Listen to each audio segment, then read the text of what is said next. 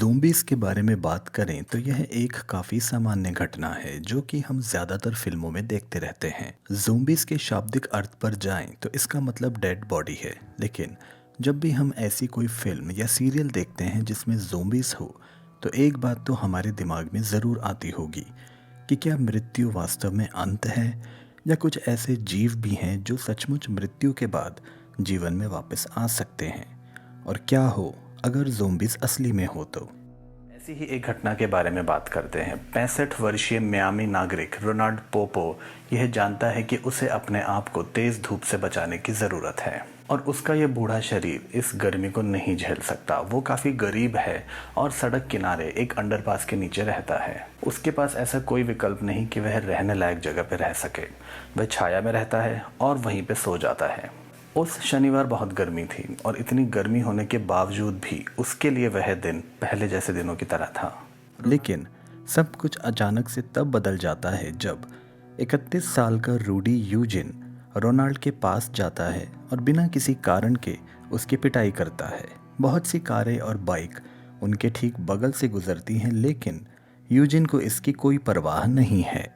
धीरे धीरे उसका व्यवहार और भी भयानक हो जाता है। वह उस आदमी के कपड़े फाड़ना शुरू कर देता है जो अपना बचाव करने में असमर्थ है। वहां पहुंचे पुलिसकर्मी इस भयावह दृश्य को देखते हैं और उसके बाद उन्हें पता चलता है कि रोनाल्ड की नाक, मुंह और आंखें हमलावर ने अपने मुंह से काटकर जख्मी करने की भी कोशिश की थी। पुलिसकर्मी यूजिन को उस गरीब बूढ़े आदमी से दूर करने के लिए उसके पैरों में गोली मारते हैं और जख्मी होने के बाद भी यूजिन अपनी हैवानियत को ऐसे जारी रखता है जैसे कि कुछ हुआ ही ना हो और वह उसके चारों ओर के लोगों को भी अनदेखा करता है। और अंत में पुलिसकर्मी उसे करीब 6 बार गोली मारते हैं और यूजिन मर जाता है। पोम्पियो को अस्पताल ले जाया जाता है और वहां उसके जीवित रहने की हर कोशिश की जाती है।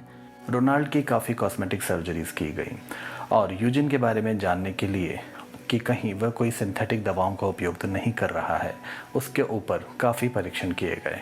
ये सभी मारिजुआना के निशान थे।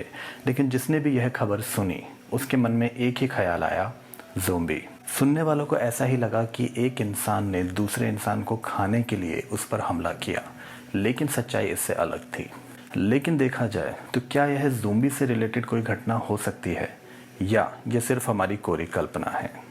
Cinema, video game, TV, Instagram, Facebook जैसी चीज़ों ने ज़ोंबी शब्द हमारी ज़िंदगी का एक हिस्सा बना दिया है। इस शब्द के बलबूते बहुत से लोग कमाई करते हैं और दुनिया में लाखों प्रशंसक भी बनाते हैं। आज ज़ोंबीज़ हमारी ज़िंदगी का एक लोकप्रिय काल्पनिक हिस्सा है। वैसे इस प्राणी के विभिन्न संस्करण हैं, प्रत्येक को एक निश्चित तरीके से चित्रित किया गया है। लेकिन कौन सा ज़ोंबी मूल है? सूची में पहला कौन था? दरअसल लेकिन इन आधुनिक जीवित मृतकों जिनके लिए एक शब्द है ज़ोंबी, इनकी भी एक जन्म तिथि है। यह 1968 की रात थी जब थिएटरों में एक फिल्म लगी थी जिसका नाम था night of the living dead. एक कम budget black and white horror production जिसकी फिल्मांकन शैली और कहानी ने इसे सबसे उल्लेखनीय फिल्मों में से एक बना दिया। कोई आश्चर्य नहीं कि निर्देशक जॉर्ज एस रोमेरो हमारी आधुनिक संस्कृति में ज़ोंबी के पिता के रूप में जाने जाते हैं। लेकिन बात करते हैं आधुनिक जीवन के ज़ोंबी की, जो अकेले रोमेरो द्वारा परिभाषित नहीं है। फिल्म निर्माता द्वारा कल्पना किए गए जीवों को अन्य मीडिया ने दिखाना शुरू कर दिया।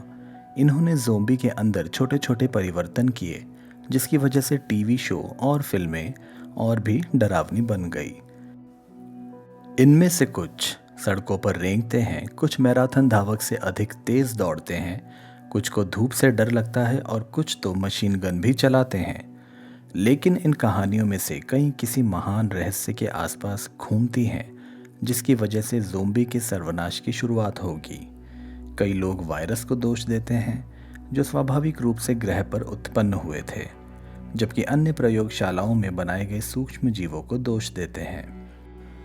लेकिन कला के सभी रूप कुछ पहलुओं पर सहमत हैं। पहला यह है कि एक ज़ोंबी को मारने के लिए आपको इसे किसी तरह सिर में गोली मारने की आवश्यकता है और दूसरा, मानव मांस उनकी भयानक भूख है। और अंत में ज़ोंबी नाम का रोग हमेशा एक ही तरह से फैलता है। आपको एक ज़ोंबी बनने के लिए ज़ोंबी द्वारा काटे जाने की आवश्यकता है। तो अगर आप ज़ोंबी फिल्मों को पसंद करते हैं, इसका कतई यह मतलब नहीं कि दुनिया वहाँ ख़त्म हो रही है। हमें यहाँ पर थोड़ा सा लॉजिकल होना पड़ेगा। एक बहुत ही रोचक प्रभाव कुछ समय पहले देखा गया था, जिसमें सूडोमोनास एरुगिनोसा PaO1 नामक बैक्टीरिया था। सिल्वर नाइट्रेट द्वारा मारे गए इस बैक्टीरिया को एक अन्य बैक्टीरियल कॉलोनी में रखा गया था और उसके बाद कुछ ऐसा हुआ जिसे हम प्रभावशाली कह सकते हैं। उस बैक्टीरियल कॉलोनी में जीवित बैक्टीरिया को मरे हुए बैक्टीरिया ने संक्रमित कर दिया था और कुछ समय बाद और दूसरे संक्रामक जीवाणुओं की मृत्यु हो गई। सिल्वर नाइट्रेट ने लिविंग सेल्स को प्रभावित किया और ऐसा इसलिए हुआ क्योंकि मरे हुए बैक्टीरिया ने ज़ोंबी की तरह काम किया। ताज्जुब है लेकिन सच है। हालांकि लोगों के मन में यह विचार ज़रूर आते हैं कि मरे हुए कैसे जीवित को संक्रमित कर सकते हैं। यह हमारी प्रकृति में हमेशा रहा है और लोगों ने हमेशा से इसके बारे में ज़रूर सोचा है। टीवी या समाचारों में दिखाए जाने से पहले भी अमेरिकन कॉकरोच का ज्वेल नाम के ततैये के कारण होने वाले परजीवीवाद की वजह से मरना भी एक बहुत प्रसिद्ध मामला है, जिसमें ज्वेल ततैया एक ही समय में परजीवी और शिकारी के रूप में कार्य करता है। अपने आप के प्रजनन के लिए ज्वेल ततैया एक तिलचट्टा या कॉकरोच को एक बिल में लेकर जाता है और अपने शिकार के अंदर एक अंडा जमा करता है। चूँकि कॉकरोच बड़ा है, इसी वजह से ततैया ऐसा करने के लिए एक अजीब तरीके का इस्तेमाल करता है। उसका पहला डंक कॉकरोच के तंत्रिका तंत्र को प्रभावित करता है और इस वजह से इसके आगे के पैरों को लकवा मारता है। दूसरा डंक सर्जिकल है, जिसमें पीड़ित कॉकरोच के मस्तिष्क में दांतों की मदद से जहर डाला जाता है। ततैया का जहर उन पदार्थों के प्रभाव को बदल देता है जो तिलचट्टे या कॉकरोच के मोटर कार्यों को नियंत्रित करते हैं, जैसे चलना, उड़ना और तैरना, और तिलचट्टा यह सब स्वेच्छा से करने की क्षमता खो देता है। वह एक ज़ोंबी बन जाता है और अब वह ततैया के नियंत्रण में है और अगले क्षण यह तिलचट्टे को अपने बिल में ले आता है। और अब जब हम यहाँ तक आ ही गए हैं तो हमें हैती के बारे में बात करनी चाहिए। यहाँ वूडू पुजारी हैं जो गर्मियों में अपना अभ्यास करते हैं। ये पुजारी मानव अवशेषों, वर्मिन, टॉड्स, वर्म और टोरेंटुला के साथ पफर मछली विषाक्त पदार्थों को मिलाकर एक मिश्रण बनाते हैं और जिसे वे ज़ोंबी पाउडर कहते थे। पीड़ित को यह जहर पीने के लिए मजबूर किया जाता था और जल्द ही वे इसका प्रभाव महसूस करना शुरू कर देते थे।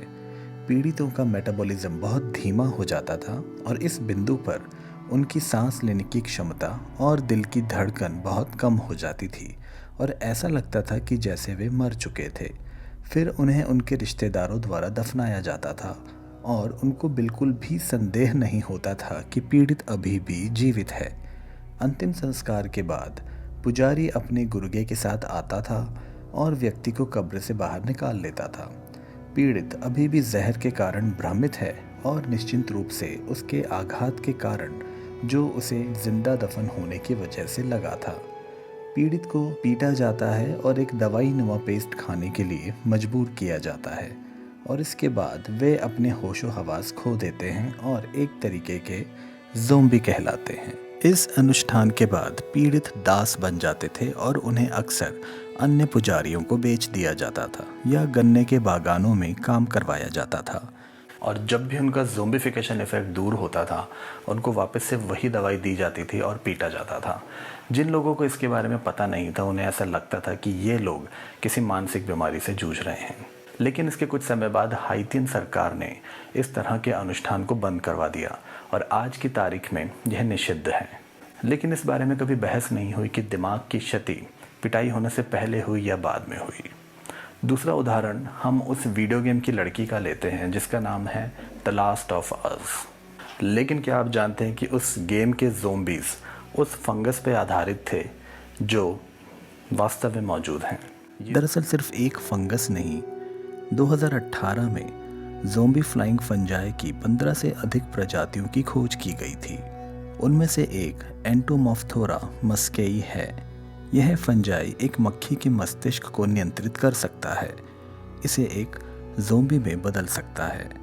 और एक बार जब ये मक्खी संक्रमित हो जाती है तो बहुत ही दयनीय स्थिति में पहुंच जाती है। फंजाई इसके नर्वस सिस्टम को नियंत्रित करता है और मक्खी अपने दिमाग से कुछ नहीं कर पाती। संक्रमण के 5 से 7 दिनों के बाद वह उड़ना बंद कर देती है और ज़मीन पर ही रहती है। यह तब होता है जब वह एक ज़ोंबी बन जाती है। अपने शरीर पर कोई नियंत्रण नहीं होने के कारण मरने से कुछ समय पहले यह मक्खी अपने पंखों को उठाती है। ऐसा करने से यह हवा में बीजाणुओं को फैलाती है ताकि अन्य मक्खियां संक्रमित हो सके।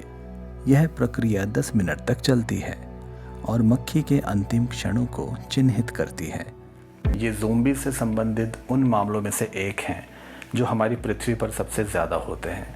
इसके अलावा फिल्मों में जो ज़ोंबीज़ दिखाए जाते हैं उनका अस्तित्व असंभव है। उसमें से एक कारण यह है कि एक ज़ोंबी शायद ही अपने आप को एक से दूसरी जगह पर ले जाने में सक्षम होगा। हम केवल अपनी हड्डियों, मांसपेशियों और टेंडन की वजह से ही आगे बढ़ पाते हैं। जब आप अपने शारीरिक सिस्टम का एक हिस्सा खो देते हैं तो इसे एक से दूसरी जगह ले जाना लगभग असंभव है या बहुत ही मुश्किल है। तो खराब मांसपेशियों, टूटी हड्डियों और मरे हुए टिश्यूओं के साथ आप फिल्मों में ज़ोंबीज़ की कल्पना करें तो आपको थोड़ा अजीब लग सकता है। हालांकि तब ये ज़ोंबीज़ ऐसे नहीं चल पाएंगे जैसे उनको फिल्मों में दिखाते हैं।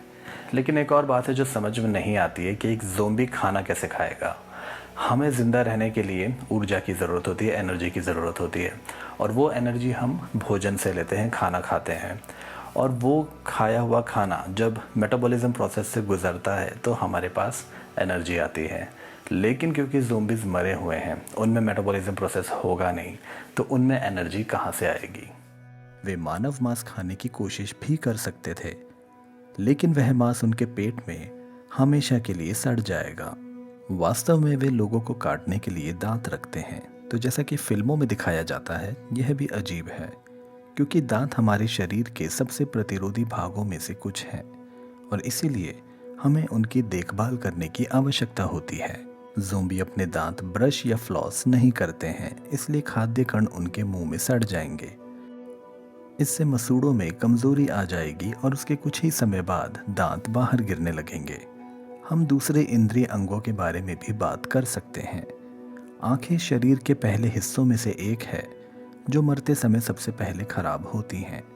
सुनने की क्षमता भी इसी पंक्ति का अनुसरण करती है। ज़ोंबी को अपने खाने को खोजने के लिए एकमात्र तरीका सूंघने का होगा, लेकिन जब एक शरीर के अंग सड़ रहे हों तो वह किसी गंध को कैसे समझ सकता है।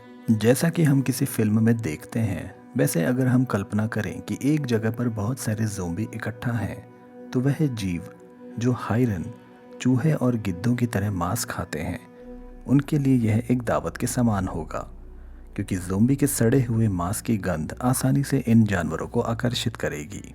मरे हुए ज़ोंबीज़ जो हर समय जंगलों के पास चलने का जोखिम उठाते हैं, उन पर हर समय हमला किया जाएगा और धीमी गति से चलने के कारण शायद ही कभी अब ये बड़े जानवरों के हमलों का सामना कर पाएंगे।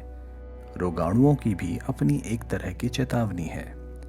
प्रतिरक्षा प्रणाली के कारण मनुष्य केवल वायरस और बैक्टीरिया से लड़ने में सक्षम होता है। क्योंकि ज़ोंबी अब मर चुके हैं, इनके पास ऐसा कुछ नहीं है और वे टीके और दवा पर भी भरोसा नहीं कर सकते।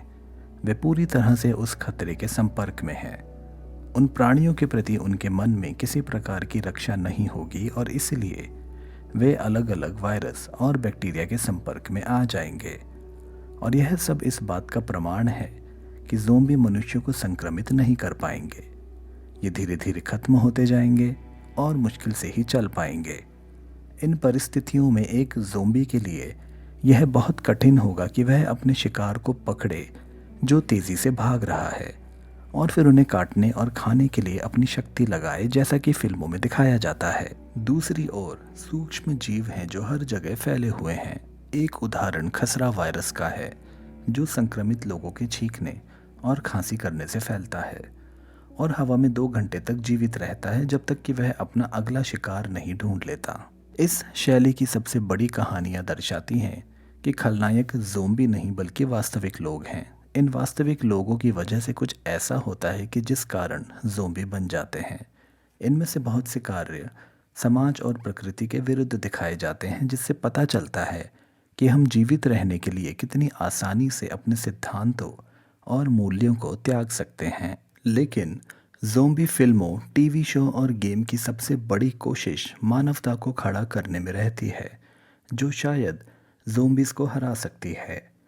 अगर आपको ऐसा लगता है कि हमारी पृथ्वी पर जहाँ जहाँ खाली मकान और गांव है, वे सब कभी ना कभी ज़ोंबी वायरस का शिकार हुए होंगे, तो यह केवल आपकी कल्पना से ज़्यादा और कुछ नहीं होगा। इंसानी प्रजातियों का गायब होना केवल समय की बात है। आप आश्वस्त रहें, क्योंकि ज़ोंबी की संभावना कभी भी वास्तविकता नहीं बन पाएगी, क्योंकि हमारी प्रकृति इसे अनुमति नहीं देती। कम से कम जिस तरह से हम टीवी या फिल्म थिएटर में देखते हैं, वैसा तो बिल्कुल भी नहीं होगा। लेकिन इसका मतलब यह नहीं है कि ज़ोंबी वास्तविक नहीं है। इस प्रकार के जीव प्रकृति में मौजूद हैं, और उसमें से भी कुछ आपके पसंदीदा टीवी शो से अधिक प्रभावशाली हैं। हम भाग्यशाली हैं कि यह सिर्फ कहानियां हैं और हम केवल दर्शक हैं, न कि वास्तविक पीड़ित।